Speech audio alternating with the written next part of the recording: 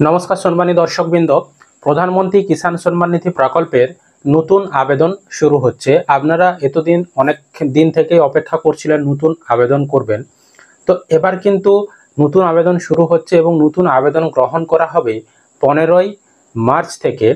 तो 15 मार्च थेके special camp करा हबे। तो सेई कैम्पे अंशग्रहण करे आपनारा किन्तु खूब सहजेई पीएम किसाने अंशग्रहण करते पारबेन बा अनलाइने आवेदनेर माध्यमे अंशग्रहण करते पारबेन। तो जाते कोनो कृषक वंचित ना हय सेई कारणे किन्तु आमादेर बर्तमाने भारतवर्षे जिनि कृषिमंत्री रयेछेन शिवराज सिंह चौहान तिनि किन्तु एकटी मंतब्य करेछेन पीएम किसान प्रकल्प निये।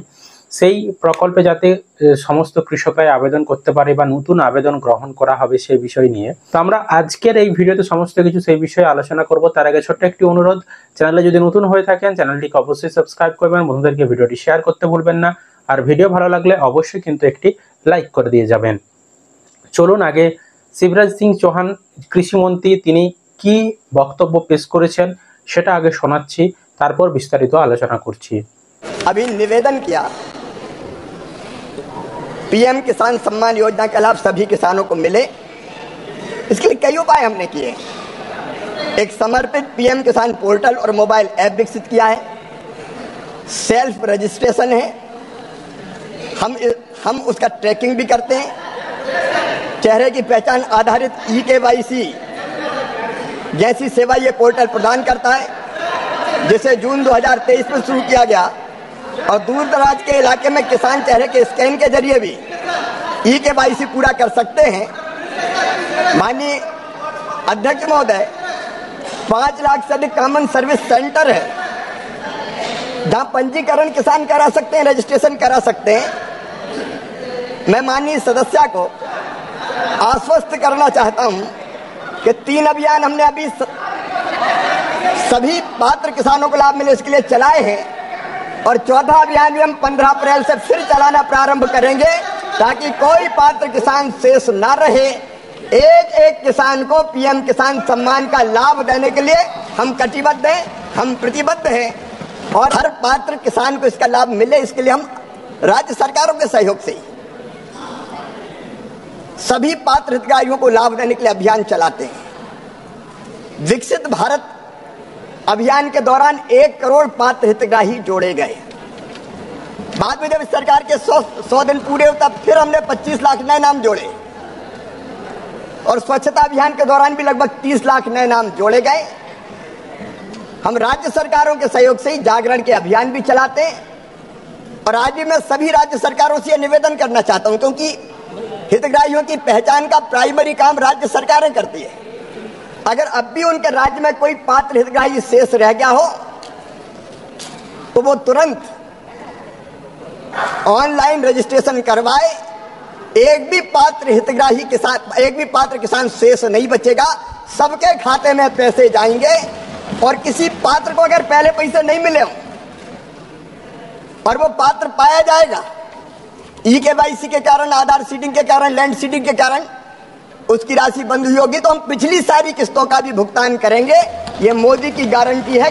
तो एखाने देखतेई पेलेन कृषिमंत्री तिनि किन्तु जानालेन जे যারা এখনো আবেদন করতে পারেননি তাদের কথা চিন্তা ভাবনা করে যাতে তারা আবেদন করতে পারে, সেই কারণে কিন্তু স্পেশাল ক্যাম্প শুরু হচ্ছে 15 তারিখ থেকে। সেই ক্যাম্পে কৃষকরা কিন্তু গিয়ে অংশগ্রহণ করতে পারে বা অনলাইনে আবেদনের মাধ্যমে অংশগ্রহণ করতে পারে। প্রত্যন্ত এলাকার কৃষকরা তারা যাতে eKYC করতে পারে, তাই ফেস অথেন্টিকেশনের মাধ্যমে ভেরিফিকেশন করা বা নিজেরা যাতে অনলাইনে আবেদন করতে পারে তার জন্য মোবাইল অ্যাপ লঞ্চ করা হয়েছে, বা পিএম কিষানের যে একটি নির্দিষ্ট পোর্টাল রয়েছে সেই পোর্টালে গিয়েও আপনারা অনলাইনে আবেদন করতে পারেন।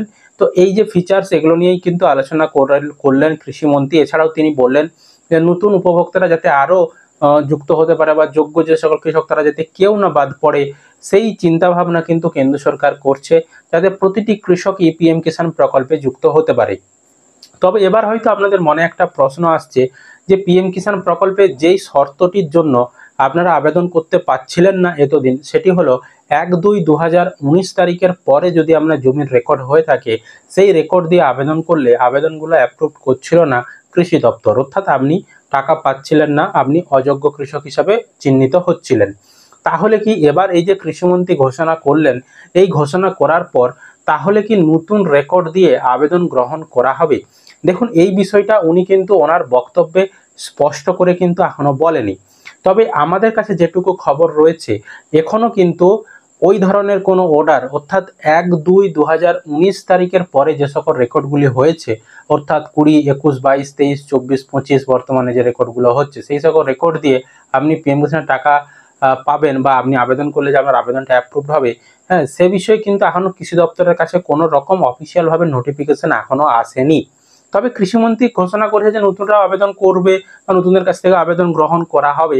তাহলে ভবিষ্যতে যদি এই ধরনের কোনো নিয়মের পরিবর্তন হয়, তাহলে কিন্তু আমরা সেই তথ্য আপনাদেরকে জানিয়ে দেবো। তবে আজকের দিন পর্যন্ত যে সময় আমরা ভিডিও বানাচ্ছি, সেই সময় পর্যন্ত এখনো পর্যন্ত কোনো নতুন রেকর্ড দিয়ে যে আবেদন অ্যাপ্রুভ করা হবে সেই ধরনের কোনো কিন্তু অর্ডার এখনো আসেনি।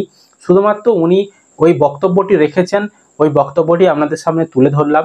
তো আপনারা কি চান যে 1-2-2019-এর পরের রেকর্ড দিয়ে পিএম কিষাণের আবেদনগুলো অ্যাপ্রুভ করা হোক বা নতুন নিয়ম আনা হোক যাতে 1-2-2019-এর পরের রেকর্ড দিয়েও পিএম কিষাণের টাকা পাওয়া যায়?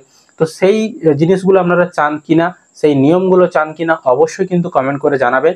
আর যদি আপনারা এখন বর্তমানে পিএম কিষাণে সমস্ত শর্তাবলী মেনে থাকেন, যদি আপনি এখন আবেদন করতে চান, অনলাইনে আবেদন করতে পারেন পিএম কিষাণের অফিসিয়াল ওয়েবসাইটে গিয়ে বা অ্যাপের মাধ্যমে। আমাদের চ্যানেলে এর আগে কিন্তু পিএম কিষাণে কিভাবে আবেদন করতে হয় তার স্টেপ বাই স্টেপ ভিডিও রয়েছে, চাইলে আপনারা আমাদের চ্যানেলে গিয়ে দেখতে পারেন বা আমি সম্ভব হলে নতুন করে আবারও কিন্তু বানিয়ে দেব। তো বর্তমানে পিএম কিষাণে যা যা আপনাদের কাজ রয়েছে আপনারা অবশ্যই চাইলে অনলাইনে করে নিতে পারেন। তবে আপনি যোগ্য যদি হয়ে থাকেন তবেই করবেন। অযোগ্য হয়ে থাকলে, মানে রেকর্ডের যদি সমস্যাটা হয়ে থাকে, 19-এর পরের রেকর্ড দিয়ে সমস্যাটা থেকে থাকে, 19-এর পরের রেকর্ড যদি আপনার হয়, তাহলে যদি অনলাইনে আবেদন করেন হয়তো আপনার পেন্ডিং হয়েই থাকবে, সরকার কিন্তু অ্যাপ্রুভেল করবে না।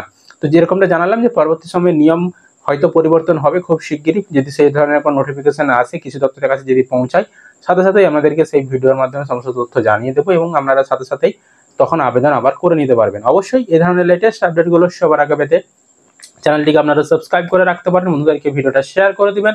আর ভিডিও ভালো লাগলে অবশ্যই কিন্তু একটি লাইক করতে ভুলবেন না।